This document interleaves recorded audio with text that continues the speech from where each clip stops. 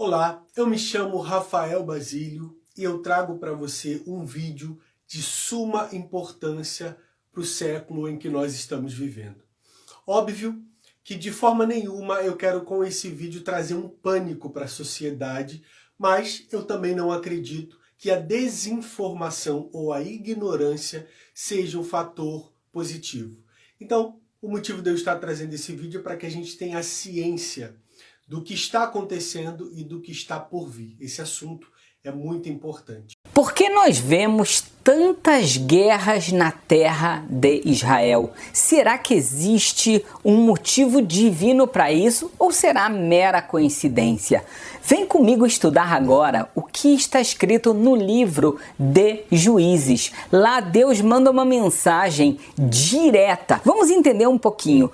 Josué entrou com o povo de Israel na terra de Israel, fez a conquista da terra de Israel e aí ele vem a falecer. Logo depois disso a gente começa o livro de Juízes. Veja o que está escrito no livro de Juízes. Estas são, pois, as nações que o Senhor deixou ficar na terra de Israel, tem um objetivo, para por elas provar a Israel, ao povo de Israel, o que todos não sabiam das guerras de Canaã, ou seja, que houveram guerras milagrosas que Deus esteve junto do povo de Israel. Mas aqui agora vai aparecer o primeiro motivo. Isso tão somente para que as gerações dos filhos de Israel aprendessem a guerra, ou seja, aprendessem a guerrear. Essa é a primeira coisa que está escrito, mas logo depois está escrito assim: para saber se dariam ouvidos aos mandamentos que tinha ordenado a seus pais pelo ministério de Moisés. Em outras palavras, está escrito explicitamente que naquela geração era importante eles entenderem como Deus esteve presente em todas as grandes batalhas, desde que eles saíram do Egito, toda a conquista da terra de Israel, que tinha 31 povos, porém ficaram povos. Então agora não somente que eles aprendem a guerrear, mas esses povos, eles vão estar lá, porque se o povo de Israel sai do caminho dos preceitos que Moisés e, é claro, Josué ensinou a eles, então a gente tem povos que vão fazer o mal ao povo de Israel para que eles vão se tocar dos seus pecados. Então veja bem, logo depois a Bíblia já dá um exemplo. Ela fala, olha só o pecado que eles fizeram. Habitando na terra de Israel vários povos, tá? Os cananeus, os riteus, os amoreus, os ferezeus, reveus e jebuseus. E o que acontece? Tomaram de suas filhas para si por mulheres. O povo de Israel está casando com as filhas desses povos e deram aos filhos deles as suas filhas e, como se não bastasse, serviram a seus deuses. Na Bíblia, no Deuteronômio, está escrito: você não pode casar com eles. Não entregue suas filhas para os seus filhos e não traga as filhas deles para os seus filhos. Está escrito, mais uma vez, sem necessidade de nenhuma interpretação. Deus proibiu esse tipo de casamento. Eles fazem esse tipo de casamento. Eles casam tanto os homens com as mulheres desses povos, quanto as filhas foram dadas pelos seus pais para casar com os filhos das pessoas desses povos. E o que a gente vê? Que esses povos agora vão atacar Israel. Então Israel, que estava num período de paz, de tranquilidade, eles são atacados por Cushan-Rishathaim, que vem junto com os outros povos e eles passam pela primeira vez na história. Vem o rei da Mesopotâmia, faz uma guerra e durante muitos anos agora ele vai oprimir o povo de Israel na sua própria terra. O que o povo faz? Eles se arrependem, eles clamam a Deus pela sua salvação. Então tem um processo de arrependimento, um processo que eles falam: Deus, por favor, salve a gente dos nossos inimigos.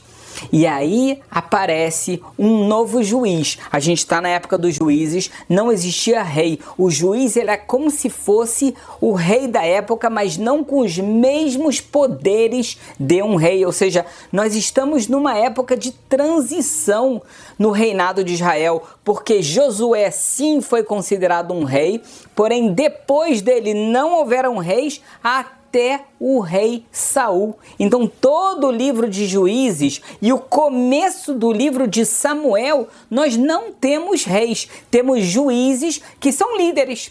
O povo segue eles, mas eles não têm todos os direitos que a Bíblia fala que um rei tem.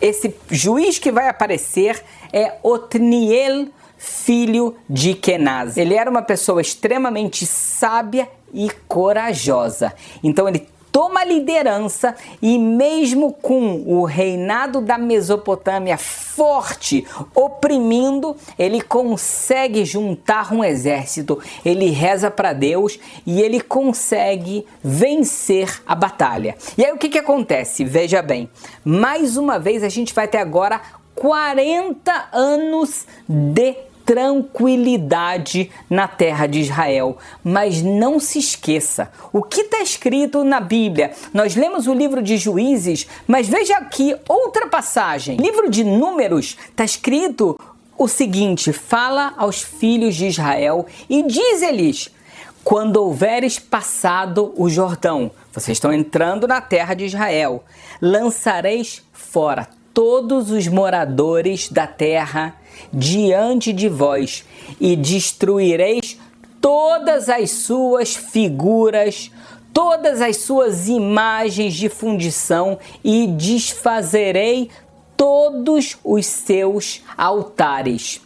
Porque se você não fizer isso, o que vai acontecer? Eles serão para vocês como espinhos nos vossos olhos e por aguilhões nas vossas costas, e eles apertarão vocês na terra onde vocês irão habitar. Então o que nós vemos que a Bíblia está falando, se você não tirar as pessoas que fazem idolatria, que estão praticando a idolatria, vocês vão acabar aprendendo disso e serão castigados por isso.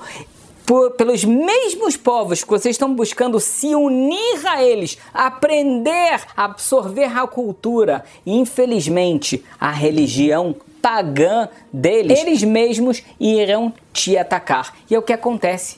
O povo de Israel, depois da morte desse juiz que foi Otniel, novamente, eles começam a buscar os deuses da terra, os deuses dos outros povos, e Deus, então, diz o livro de Juízes, Deus fortalece Eglon, que era o rei dos Moabitas, e ele tem agora a coragem de mais uma vez vir para Israel, atacar o povo de Israel que está lá, e ele tem mais uma vez sucesso. Ele era um homem muito grande, a Bíblia diz que ele era muito obeso. Ele juntou outros povos juntos com ele. Nesse ataque, eles acabam dominando completamente a terra de Israel. Agora vai ser muito mais difícil do que o reinado da Mesopotâmia, porque o reinado da Mesopotâmia era um reinado forte, mas não era tão forte. Agora a gente está falando de vários povos que se uniram e dominaram por causa dos pecados.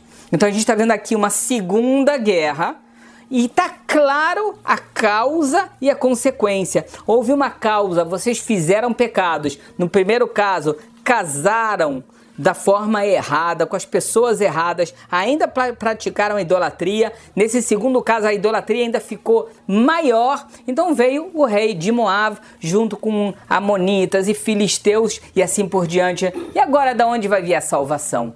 Eles são tão maltratados que, mais uma vez, eles se dão conta do seu pecado. Quando eles se dão conta desse pecado, eles se arrependem, buscam a Deus, que mais uma vez faz surgir um novo líder, um novo juiz. Dessa vez é Ehud, filho de Gerá. Ehud, filho de Gerá, ele tinha uma astúcia muito grande. O que acontece? Ele está dominado e ele é o juiz. Então o que ele faz? Ele reúne ouro, e prata, e ele vai até Eglon, que era o grande líder. As pessoas temiam muito, muito, muito ele. A Bíblia conta algo muito curioso. Ela fala que Ehud era canhoto.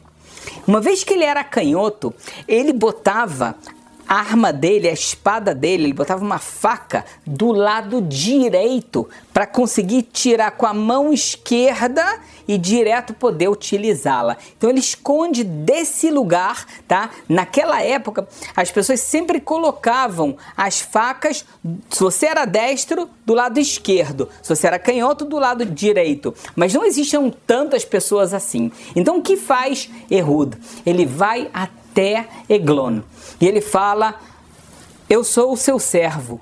Ou seja, ele é o líder, mas ele fala: eu sou o seu servo e nós trouxemos aqui ouro e prata, porque você é o nosso rei, você é o nosso líder. Vejam bem, então Eglon, em frente a todos os seus súditos, todos os seus ministros, vê uma coisa dessa, é claro que ele vai receber o ouro e a prata. Mas nesse momento, Ehud fala para Eglon: porém eu tenho um grande segredo para te contar. Eglon fala: um grande segredo, provavelmente mais lucro. Ele fala: cala-te, não fala nada. 1 minuto. Ele pede para todas as pessoas saírem de perto e ele leva Ehud para um aposento especial mais isolado que só Eglon utilizava, exatamente para os seus afazeres particulares ou secretos. Então aqui a gente tem um motivo dele estar assim, e realmente Ehud fala: eu tenho algo secreto de Deus para você. E ele fala, Eglon fala: o que é de tão secreto? Ele retira a espada dele e ele faz a espada entrar completamente nas entranhas de Eglon, causando a sua morte. Porém, a porta, nesse momento, vai ser trancada por Ehud e ele consegue escapar até que todos consigam perceber o que aconteceu. Já passou muito tempo. Ehud, ele consegue fugir. Ele volta para o acampamento de Israel e fala para todos: pessoal, Deus aceitou o seu arrependimento da idolatria. Vamos nos unir, todo o exército, e vamos atacar os nossos inimigos. Nesse mesmo momento,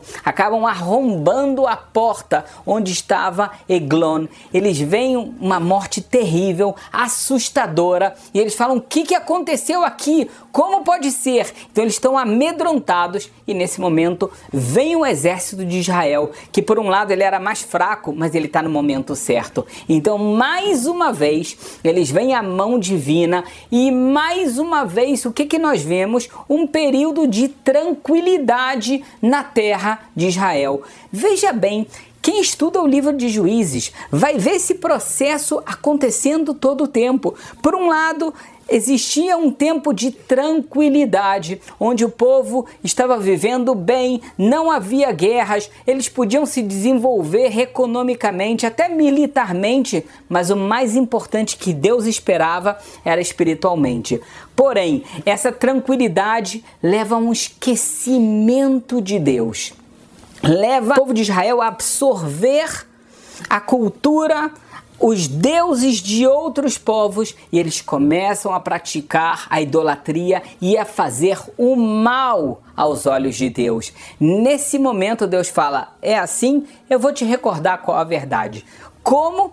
Mais uma vez, guerra. Então essas guerras, elas sempre voltam, começando com tranquilidade, vem um período de pecado, depois do período de pecado vem a guerra, uma guerra pesada que eles perdem, e não somente perdem, como eles são dominados. E logo depois eles se arrependem. É um processo muito forte deles terem consciência que na verdade foram os seus pecados que levaram às tragédias, e mais uma vez eles são obrigados a guerrear para conseguir novamente sua independência e sua tranquilidade. E o ciclo volta durante todo o livro de Juízes. Então, de repente, a gente consegue entender a mensagem do Criador. de que as guerras são terríveis, mas elas serão necessárias quando o povo de Israel se esquecer de Deus. Nós vemos isso mais uma vez no livro de Números, onde está escrito que se vocês escutarem a voz do Eterno, cumprirem os seus mandamentos com todo o coração, vocês serão extremamente abençoados. Porém, se vocês começarem a fazer a idolatria que vocês aprendem de outros povos, então a ira de Deus recairá sobre vocês até o ponto que, se isso acontecer tantas vezes, vocês serão expulsos da terra que o próprio Eterno deu para vocês. Então a gente entende que as guerras não são coincidência, são parte de um plano divino. O plano divino, algo que, como a Bíblia diz, são como espinhos nos seus olhos, para que você nunca utilize os seus olhos para olhar aquilo que você não deve, para buscar outros deuses. Esse é o segredo bíblico. Por que tantas guerras ocorrem em Israel?